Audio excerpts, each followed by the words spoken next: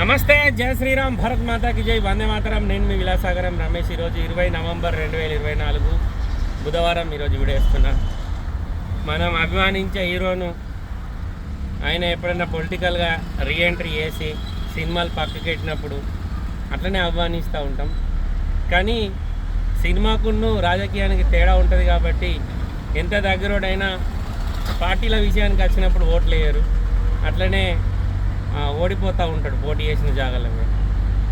అంతకుముందు పవన్ కళ్యాణ్ ఒక పార్టీ పెట్టి ఓడిపోయినప్పుడు నేను నా దగ్గర మిత్రులతోటి చాలా జాగాల్లో పవన్ కళ్యాణ్ గారిని వాళ్ళు విమర్శించినప్పుడు నా చెవులతోటి విన్నా.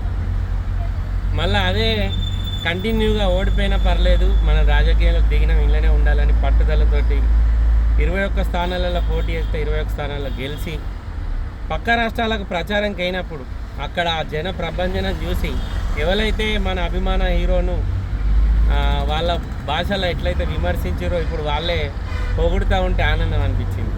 నేను మొన్న రీసెంట్లీ మన పవన్ కళ్యాణ్ గారు మహారాష్ట్ర పోయి ప్రచారం చేసేటప్పుడు ఆ జనాభాను చూసి ఎవరైతే నా ముంగట ఒక 2-3 సంవత్సరాల క్రితం కామెంట్ చేసిర్రో ఇప్పుడు వాళ్ళే మెచ్చుకుంటే మంచిగా అనిపించింది. దేనికైనా సమయం సమాధానం చెప్తుంది.